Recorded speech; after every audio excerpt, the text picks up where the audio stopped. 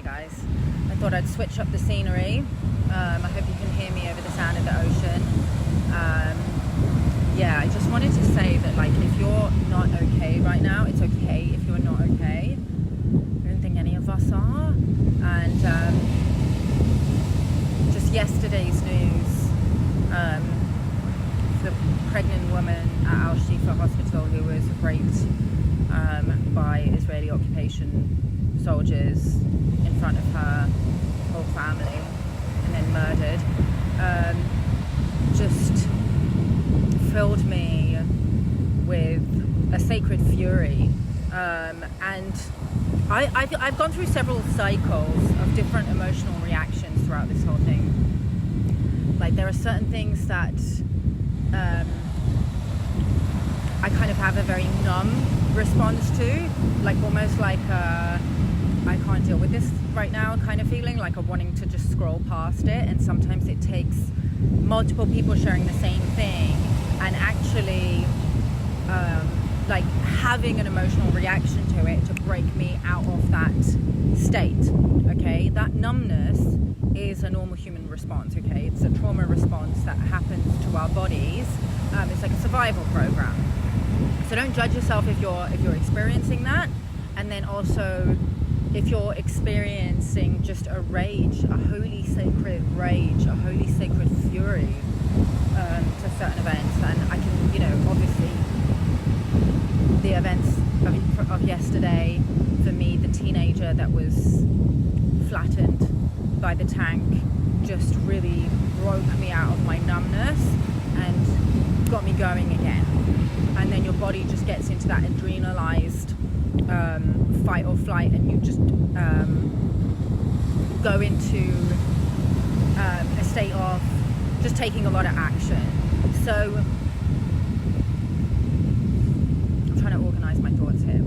So if you I think one thing that we're going to be seeing is a lot of people venting and a lot of people purging their anger, a lot of people just taking their anger out on a lot of people all around them. And this is completely understandable. Like, if you've done this, that's a normal response as well. That's a totally normal human reaction to what's going on. I had my moments doing that as well yesterday and the day before. I think on Facebook, the other night, I just went into a huge rant where I told everybody who's been silent about this that they fucking suck, and that I'm disgusted with them, and that I'm disgusted with humanity, and that they can all go fuck themselves.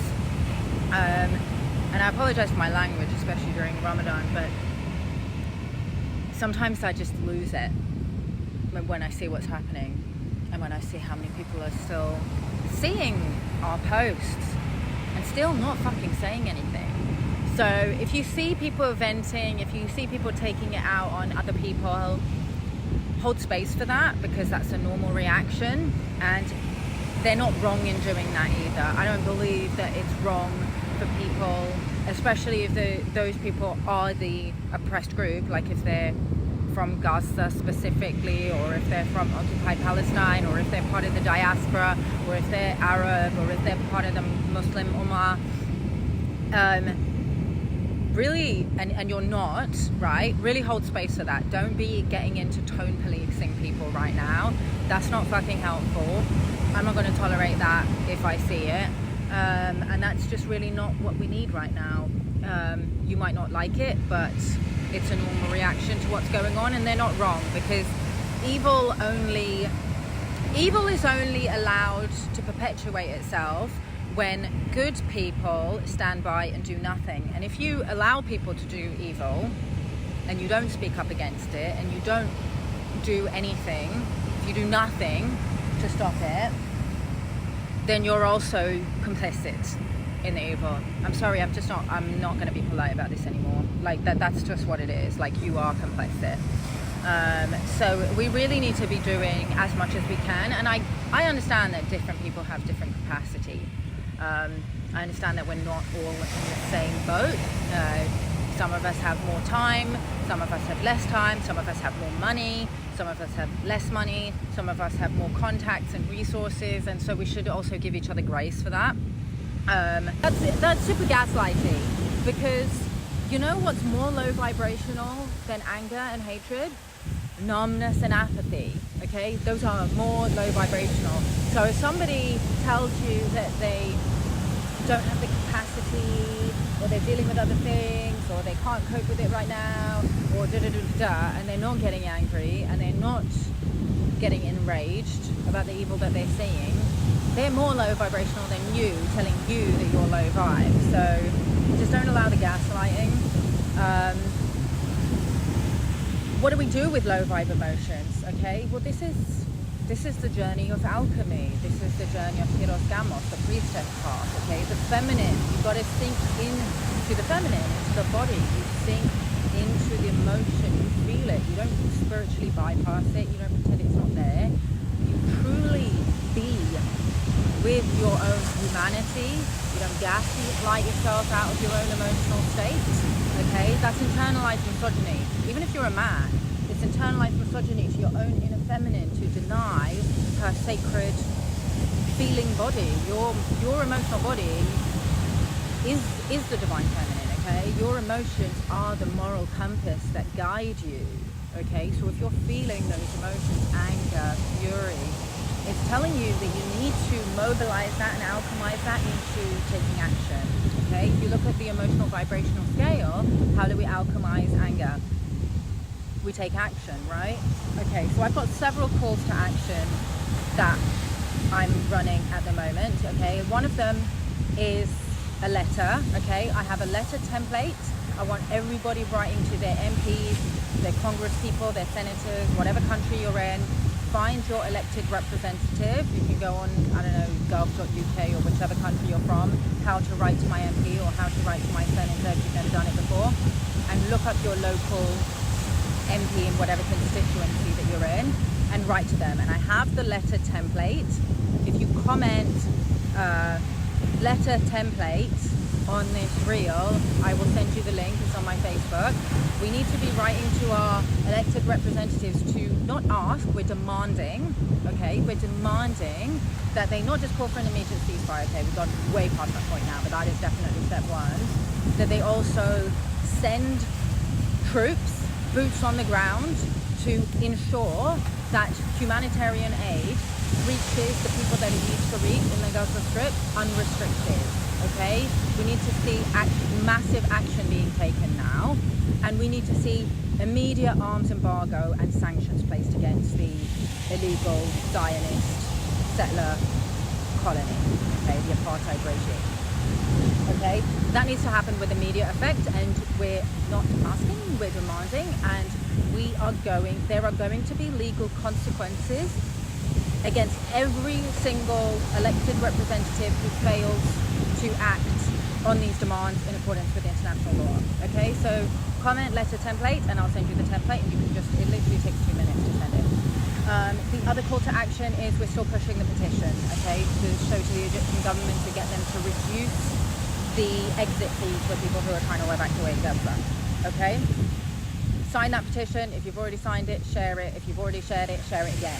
Okay, we need to get as many eyes on this petition as possible. I'd like to get 10,000 signatures at least before we show it to the Egyptian government, and time is of the essence. Okay, we need to get this done ASAP. And we've got activists in Egypt who are US activists, I should say that, right? Okay, because it can be very dangerous for Egyptian citizens to do that kind of work. So we've got US citizens who are based in Egypt right now who are doing political advocacy work.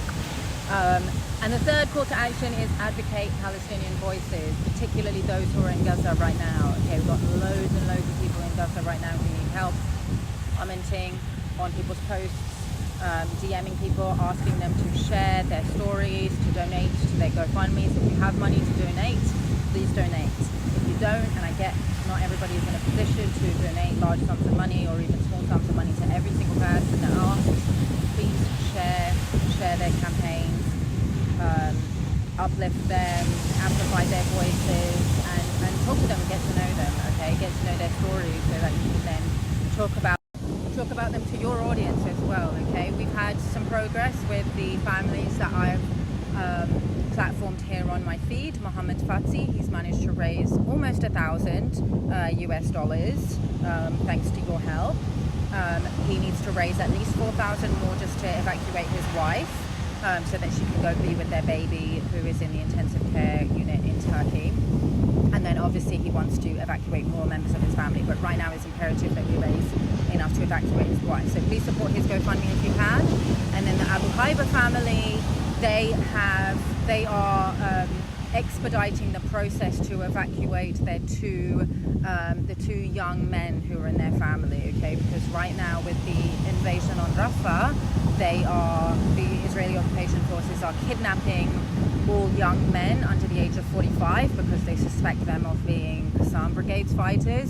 So that demographic, young men, are particularly at risk right now. So they're trying to expedite the evacuation of the two young men that are in their family. But obviously they would like to evacuate everyone, and I would love to, if you guys can help support and amplify their story. As always, I will be posting as many people's GoFundMes in my stories as well as I possibly can. And please also, those of you who are watching, please also help in that effort. Okay guys, so yeah, I want to talk about my new webinar, but I didn't want to, I wanted to talk about Palestine first, so I'll talk about that in a separate reel. Watch out for that reel because, you know, I feel like we all need some energetic support right now, so I'll talk about that in a separate reel. Alright, love you all guys, bye. Mwah.